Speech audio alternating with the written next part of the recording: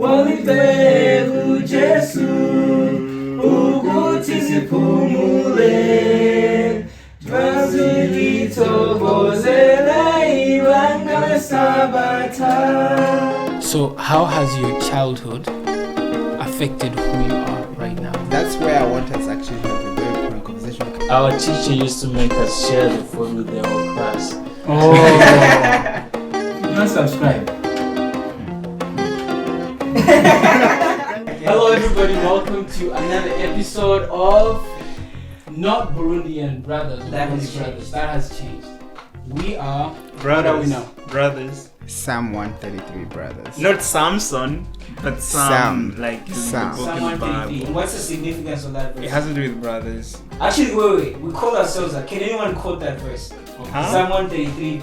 Do you Oh, know the how verse? beautiful Behold it how is. good NIV. Oh yeah. How beautiful it is for brothers to dwell together in peace and harmony and love. Which Which version we is continue? this? Maybe This the is message. Unity. This is The Samsung message. version. The message. Okay, anyway, so in our previous episode, we kind of introduced ourselves, but there was one person that was missing. That person is none other than Edmond. So Edmond, please, before we proceed, introduce yourself. Tell us your name and what's your passion. Alright, yeah. My name is Edmond Nyemisho. I'm one of the brothers, and my passion is I like acrobatics and playing guitar. Although I'm not good at it, but that's what I like. Yeah. Awesome. Not good at it. I don't believe that. Yeah, he's very good. He's a master in acrobatics and stuff. Okay, and then we also did say that we will kind of tell you guys how we end up in Canada, because we told you some were born in Tanzania, others in Malawi. Where were you born, Edmund? I was born in Tanzania. No way. We're not born in Malawi. No. Yeah, I'm the only one who's Malawian. Okay.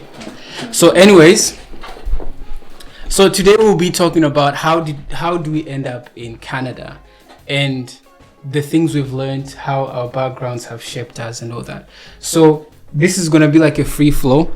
Who wants to begin?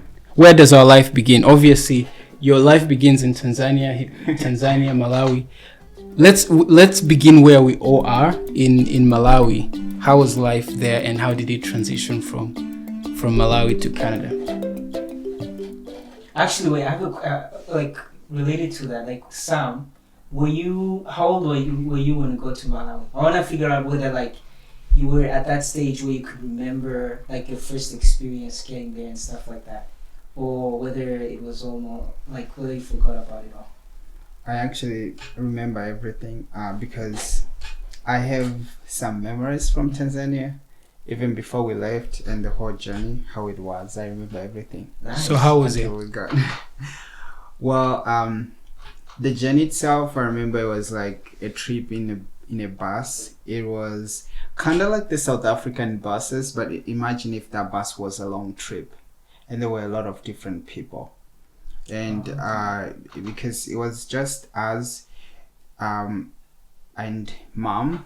Dad was already gone, so mom had Edmond. Edmond was the youngest kid, right? Because he was just born immediately before sort of we left, and so it was hard to keep all the kids together. How many kids at that time, approximately? So at that time it was all the way from there was Shadrach, there was the older sisters too, Josette and Ernestine, but there was Shadrach, there was me, and then Jack. So Jack was he was young, and it was hard to keep track, and you too. Oh, Easy to forget. It was hard to keep track of him, and in the bus, and people were not. It's not like everybody had a proper seat. And Edmond was there too. Yeah, but Edmond was young, so he was being carried all the time. So it was kind of like the a very kind of interesting journey where you're in a crowd and squeezing yourself around people and stuff like that. It was that kind of. How many hours altogether? Do you have memories too? Actually, I do not have memories, but my mom tells me that people stepped on my nose. Yeah. I was reading. I was like, that's the thing.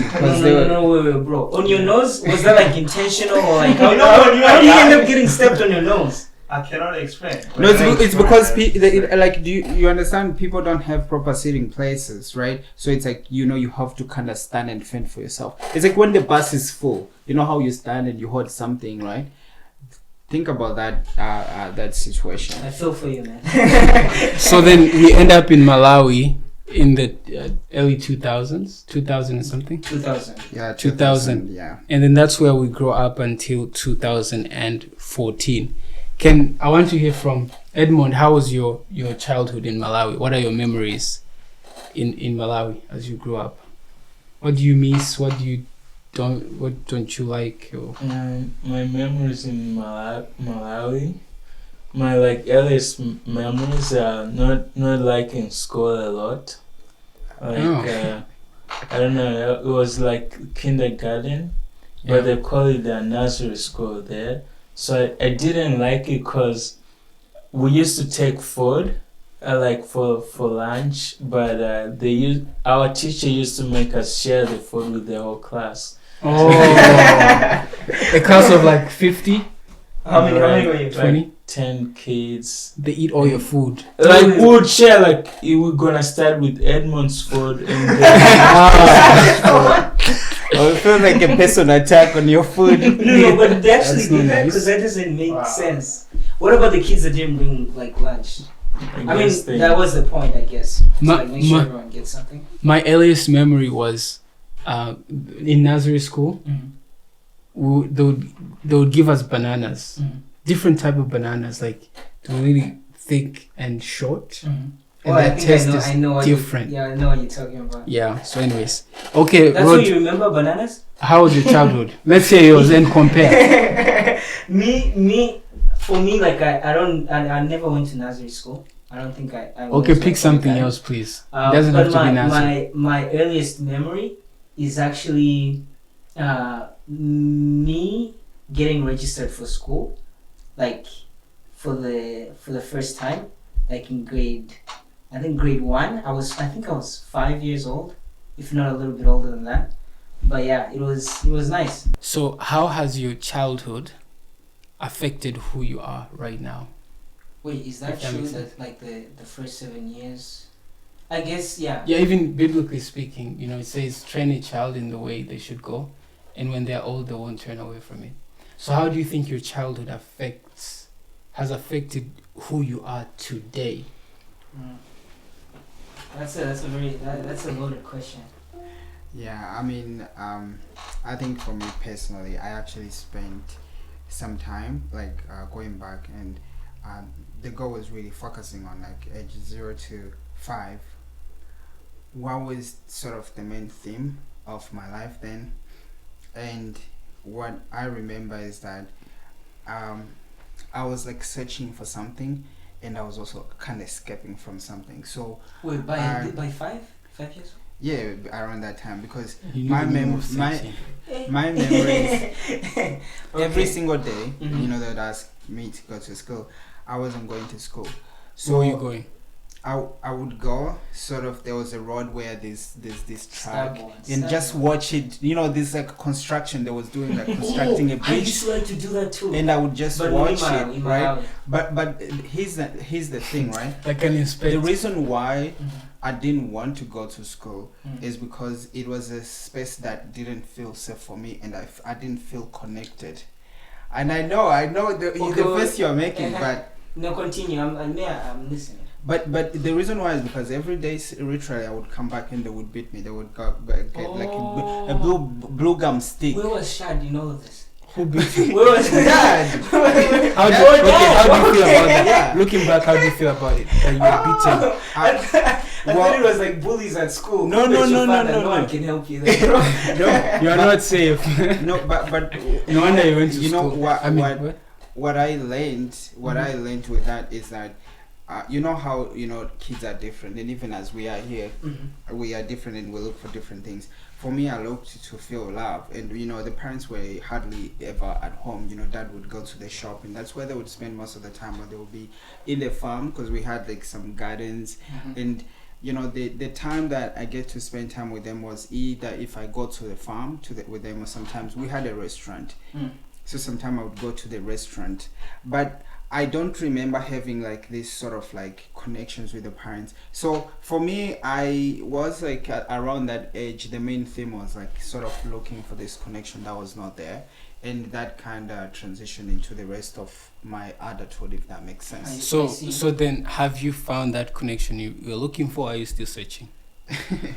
I think that's a hard question, but I would say, I think now there's a part of me that feels like, I belong, but more so the sense of To this group, right? it's more so the sense of like accepting myself and understanding what's happening, as opposed to when it was just happening subconsciously, if that makes sense. Because when you're young, you're running, you're doing things, you don't know why you're doing them. Like if somebody asks you like, why don't you want to go to school, you may not even have a logical explanation, but there's a lot of things going on in your mind. I was literally, there was like certain kids who used to stay at a certain place. I remember you going there and spending time with them, right? Why they were like literally beating me every day.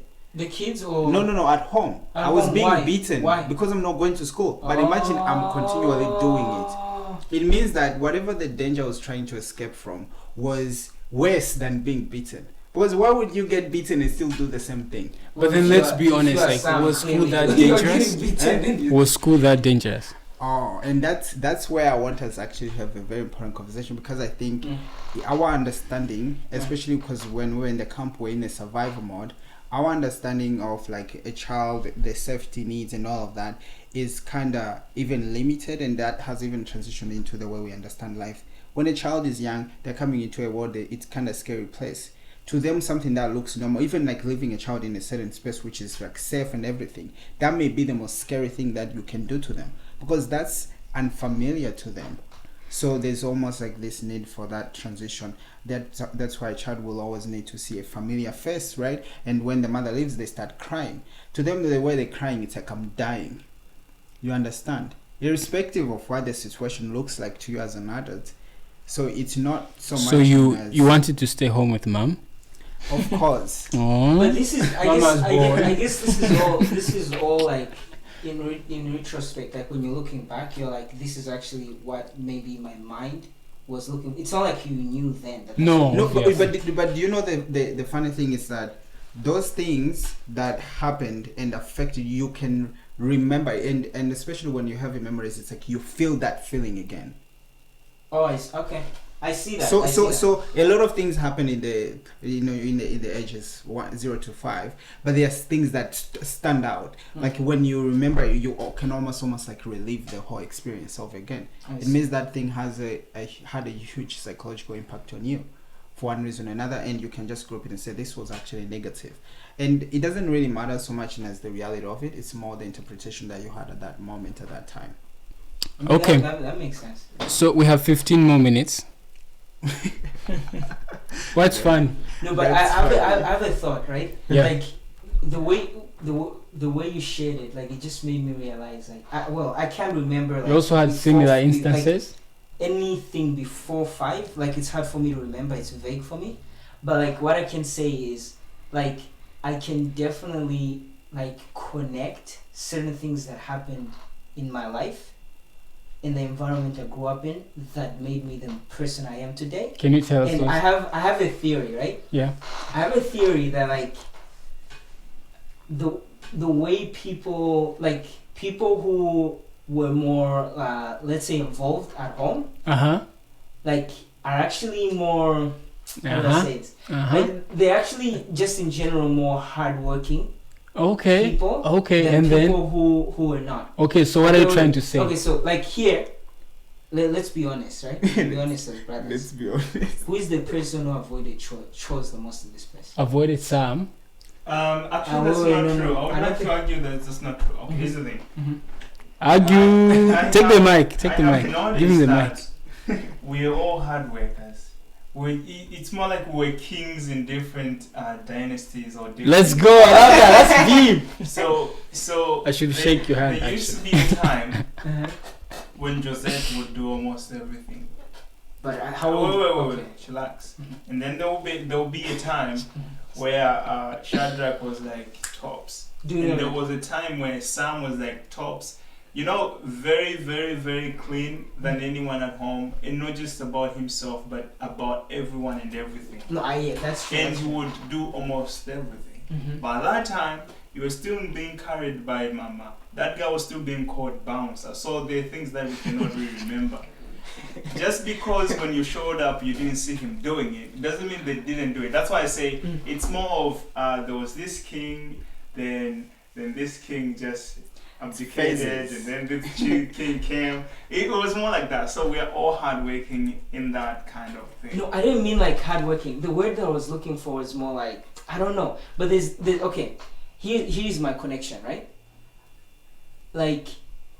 Okay, Rod, are you trying to say you because you're more involved in the chores and stuff? No. You are hardworking. No, that's not what I'm saying. That's not what I'm saying. Okay, Yeah, let me just talk about myself, right? Yeah. Like, for me, like, I remember, because I used to wake up early, like 4 a.m. What was like, that? Since I was a Why kid, were you actually. doing that? Since I was a kid, I don't know, I used to be scared of something. We would wake up in the middle of the Oh, night. it was a scary dream that woke you up. It wasn't like you were... Because I used to, I don't know what was the problem. But, like, I remember there were times when I would wake up early, and this is around like 8 or 10 years old. I would wake up early, and mom would be going to the farm, Kumurima, and then she would and then she would just tell me to watch it, like, and just like watch it, like stir it. Yeah, stir it. And sometimes I would see her like mixing and stuff like that, and I was like, maybe like me, because I like cooking now, at least whenever. Maybe that's where it came from. Maybe that's like I kind of like.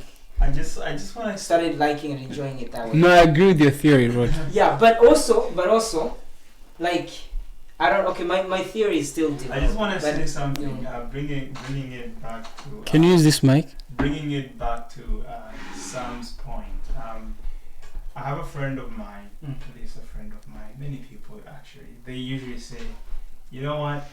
If you were here, you would understand why we are doing these type of things that seems to be so terrible. So by some saying that, when I was young I used to do this, and it seems like we are more of attributing the whole thing mostly to the environment and the conditions. But then I just have a curious question, out of curiosity. If there is someone right now who is in that kind of space which you were before, and is also finding him or herself in that kind of environment, what would you advise this person? Because in as much as you can say you were in a space or environment that was not supportive or things, many other things, there is someone who is in that kind of environment right now, and what type of comfort, what type of thing you can tell this person to help him while he's still waiting or hoping to get out of that kind of environment? This is for Sam? Yeah. Well, I think for me one of the things that I have I sort of advocate for is the whole truth. The whole truth as opposed to fragmented truth. So it's true that, for example, in the first 5 years of my life, I didn't actually feel love in the way that I was supposed to. And actually, we had this conversation with the parents, and I said, you guys did everything that you had to, like, you did your best. But doing your best doesn't mean that you did everything you could have done as parents or everything that needs to be done by parents. But is that even possible? To do like everything that needs to be I think it's a reality that is possible. Okay. I think it's a reality that is possible because some like everything has a cost and everything has a price. For example, you can say, I want to be a mother who's ever present for my child. It has a cost that now you have to find a way of surviving while you do that. Now maybe it may mean that you have to have a husband who works twice as hard so that you can stay ever present with the child. So what I'm trying to say is that while that is true, while that's the reality that I lived in, then today I can look at that retrospectively and say, this is what happened, this is where I'm coming from, but this is where I want to be. So today I'm not going to live my life dictated by the situations and circumstances of the past. Rather, I have a choice today to make, to decide my present first. How am I going to feel today? Should I feel today like a person who's not loved, who's still chasing love, oh, I can actually choose to feel different, and I can also choose to walk towards a different reality, and I can also choose to look at all of those things from the past from a grateful point of view, you understand, as opposed to like being like a victim. So I think that it's okay to acknowledge what has happened, but it's not okay to stay at that stage where now you end up feeling like a victim. Awesome. Just to clarify, so you're trying to say, I was asking not specifically your side, but someone else who's viewing you, who's finding themselves in that kind of situation and environment. The argument can be like, you know what, you are in a different environment. That's why you can say like that. I can say like that because I'm still in this kind of oppressive Patriarchy. not really. How did oppressive? Yeah, how did come into it? oppressive and Okay, let me patriarchy? say. I guess what he means is I wasn't saying about Patrick. We're born in Tanzania. We went Malawi, and all the places we were. It was a refugee camp. it was oppressive. It wasn't like I wouldn't describe my childhood. As Yeah, I wasn't. We're not saying. I don't think. we are, Okay, Can you maybe what he understand? means It's is neglectful. It's a question. It wasn't neglectful. I'm like referring- some needs that Rodrigo, weren't met. Okay, I I guess. was rephrasing According to your Sam's question, saying that you could be here. Mhm. I can call this place oppressive. You can call this place heaven. Dun, dun. So I'm trying to say that if this person is in a place where it feels like, this environment is not good, I understand I have to tell the truth. I understand I have to be honest with myself and try to choose to be the best and to choose to do the right. But this environment is not letting me go forward with that. Is there anything you can help this person in case they're viewing? Like, because you can use your experience to kind of address that. Yeah. No, I mean, I hear what you're saying, and I think that when you say that question, so it's like one of the biggest thing that we have like as an opportunity is that we have access, especially now in this global village, we have access to information. Mm-hmm. So we can sort of like change how we think, and by changing how we think, we can get access to new worlds. Because think about everything that we have today, right? All of these things that we see today were created because people had different ideas.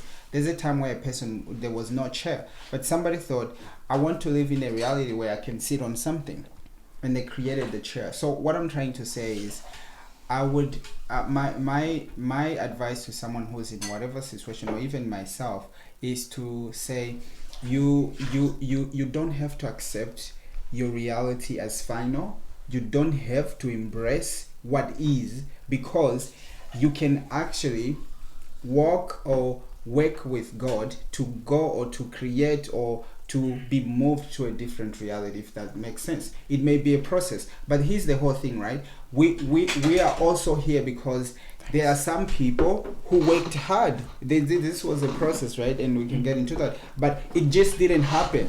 There are people who worked hard. We looked forward to it. Also, we did a lot of work towards it. There's a level of us being able to think that, hey, moment, we are in this refugee camp, but maybe this doesn't have to be where our story ends. And that goes to every situation, literally. True. So it's like, Okay. you can, Okay. upgrade how you think. Yeah. Okay, time is up. So, we in 2014 we moved to South Africa. In 2 sentences or one, each one, I want you to tell me, how did South Africa affect you and your life? How did South Africa change your life? We're like 3 years in Durban, right? How did you being in South Africa affect you? Starting with Roderick. Wow, I would say like South Africa, like it was a short time compared to Malawi, but the impact was really huge. I guess because like that was like my early teens, like 14, 13, and 15, and like I would say it's hard to answer, but I would say overall, it was like a pleasant experience. Like when I look back, I enjoyed being there. Please be specific. Like, okay, school was something that I looked forward to every day. How did it affect your life? Think in terms of like, what did spending those 3 years in South Africa make me? What did it make me?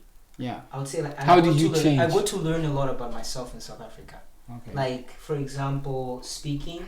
Like well, the fact that I enjoy, for example, writing.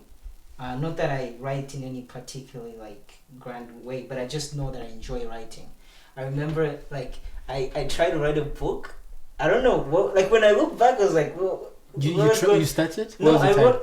I think I asked John if he still has it. Like, 'cause What's the I time? did it in one of the PCs. I don't remember, but like it was Think Free and Deep. That's what I call it. And okay, to God, like, I don't even know what was it about now. Like when I tried. Don't to worry, remember it, we're gonna publish it. I don't remember. worry. Like it was book. It was the book was about that.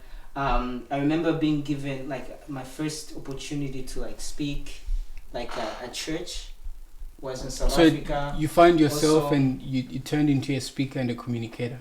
Yeah, and also like friends and school. Like it was great. I enjoyed it. Okay, how about you, Edmond? What South Africa made me? Yeah. I think going like to a faraway place. They were like friends of my parents and friends of my brothers. Our elder brother that lives there. So it showed me that wherever I go, I shouldn't be really scared because there'll always be someone who can be a friend. Like me, right? Yeah. There we go. But then how did it change you? Like going into South Africa and coming out, what changed for you?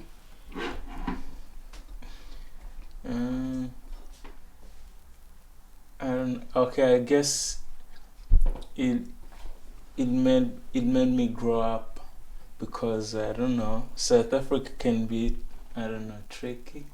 What do you mean? Tell me about it. What happened?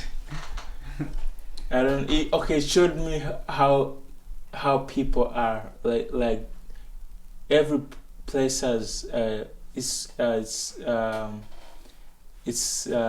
say its advantages and this, I don't know, its pros and cons. Like it showed me how every country is, because I've met good people in South Africa and I've met dangerous people. Tell us about the dangerous people. Yeah, we the don't care dangerous about people. good people.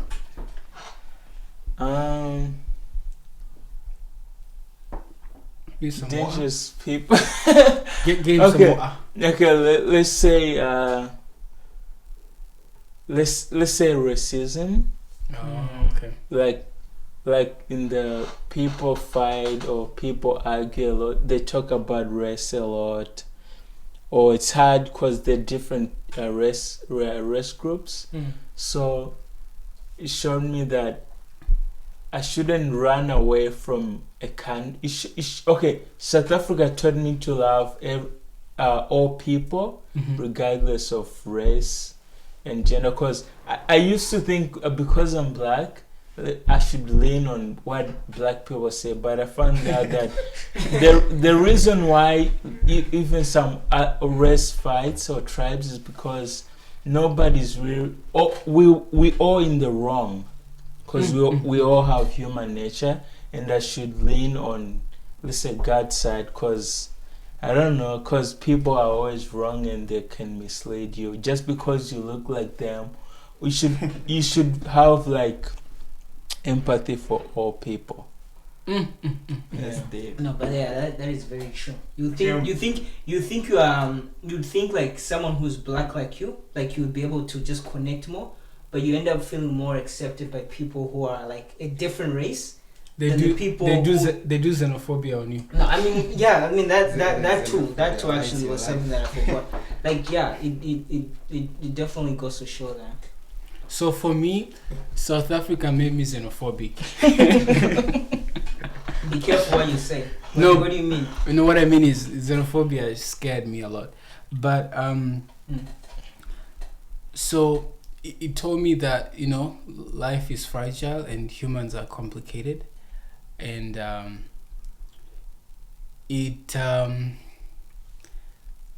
actually that's where I kind of found my passion for poetry, African dream.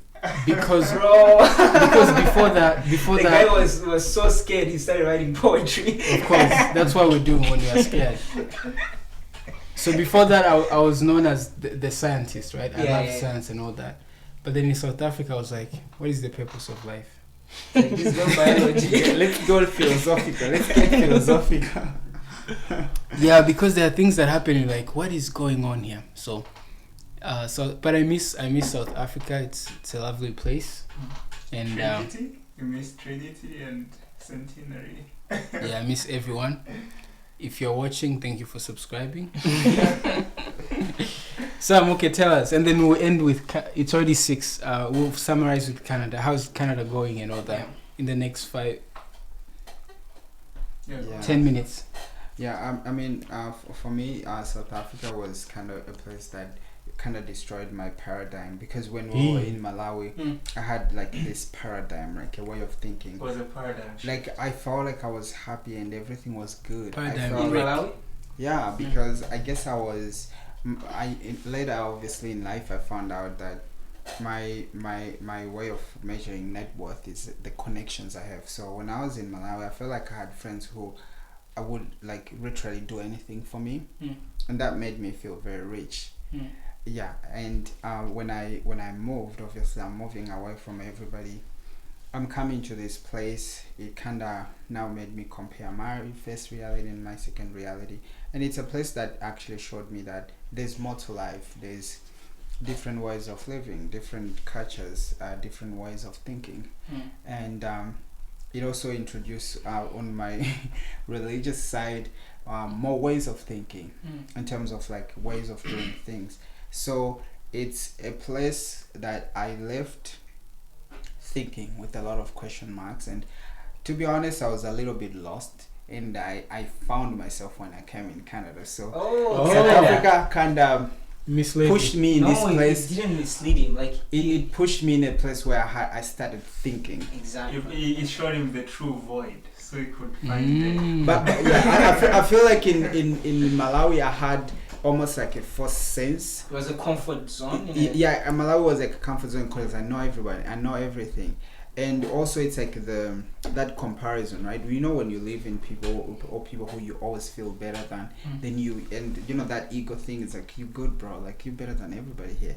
But then when you go and then you find people who are better than you, and then you start questioning and you actually ask yourself, what's my real place? In a place where there's all type of variety, people with different amount of money, different talents, different ways of looking, different ways of speaking. Like where do you find that security of just being, where you are not actually hiding and being better than others?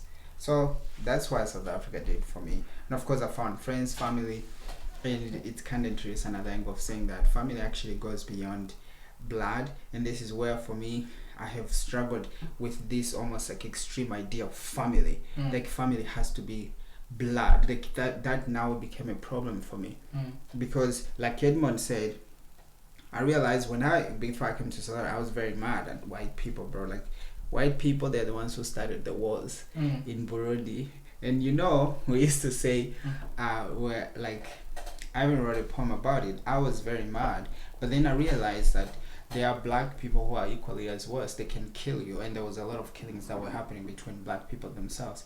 Then, you know, it made me question the whole idea of like, where do the ideas we have about community, starting with family unity, going to tribe or ethnicity or ethnic groups, going to country as a national, you know, community, sense of community, is like all of these things are not absolute in the way that just because you're my family, you are actually going to treat me like family, or because we come from the same like tribe, you're going to treat me like tribe. So it's kind of a space that introduced me to that realization to say like, wait a minute, maybe just there's more to families, there's more to the way you're living, there's more to religion. And so I left with a lot of questions, and so that's like the place that kind of pushed me into like thinking more. Interesting. Yes. How about you, Jack? So for me, South Africa was more like a place that felt like there was, I guess, personally, a little bit of trauma, because I thought You said the word we're waiting for. I thought South Africa, I thought Malawi, I was stable, I had everything under control, at least I thought. I calculated what I was gonna become in terms of career. I kind of knew where I wanna go. And then Actually, what did you want to do in Malawi? I already mentioned you should Watch the first episode. Where were you? No, so you always wanted to be an engineer from Malawi? Yeah. So going in South Africa, there was this. Anyway, I'm gonna mention the word. You're just gonna remember the trauma I'm talking about. Home affairs. That reminds me. Today I went to the IC basic. You feel like home affairs. This again. He was triggered. So next time you see me not booking the road test, you know what's up. Even when I went there first, I was like. The medal, the Muzenya medal, right? The chairs and everything. You sit in line, you wait for your code. But Home Affairs was good. No, you remember my would buy bread, and then go with the big juice and just drink. Like me, I didn't worry about all those stuff. It's two guys that were stressed out. I'm just talking about me now. It was my heaven. So the reason why I say traumatic is because I was at least Malawi. I thought I could talk, I could do things, but then in South Africa there are things that I thought I understand or I thought I cannot talk about, I cannot even think about, and with that it pushed me backwards in terms of progressive, in terms of communication. You have 2 minutes. Obviously. So this is why I still struggle with the communication thing. I think it may have its basis in South Africa. That shock, that trauma. No but then, I also in South Africa is a place I had lots of conversation with my brothers. I remember we having a conversation, Alex. Natanga. That was amazing. we go closer the most in South Africa. We should invite Alex on the next episode. Yeah, he should be. You brought us close. Anyway, without taking much time, South Africa was at the same time awesome. I noticed there are many things to life. I learned about health and many other things. I had a major operation in South Africa. Also, that was interesting. In what Canada. major operation? So, like when you were sick. Major operation. So it was like a project. My guy, please.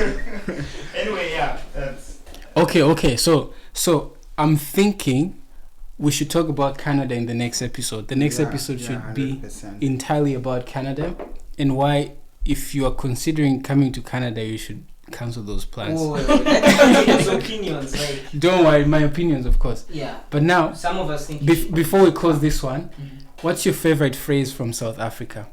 Like a Zulu phrase or whatever. Just say it and don't explain too much. Away. Okay. How about you?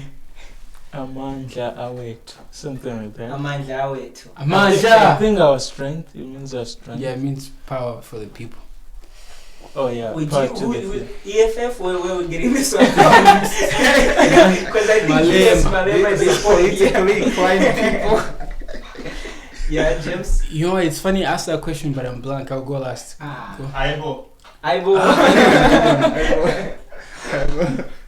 Yes. Okay. No, for me personally, it's Laka. Laka. That's Laka. For me, it's a song, so we're gonna sing it. Okay, which one? Utandu gababa, utandu. Just sing it yourself. Utandu gababa. That's fine. Utandu gababa, utandu gababa, ubanzi ujulile. Utandu gababa, utandu gababa, ubanzi ujulile. This is the best. This is the best practice. Lesaba. He was one of the singing. Mazitongozele izibuye inkosi Walibegu Jesu Ukuthi sipumule Mazilitongozele ilanga lesabata Mazilitongozele ilanga lesabata Lingwele giti Lileti kupumula Uchi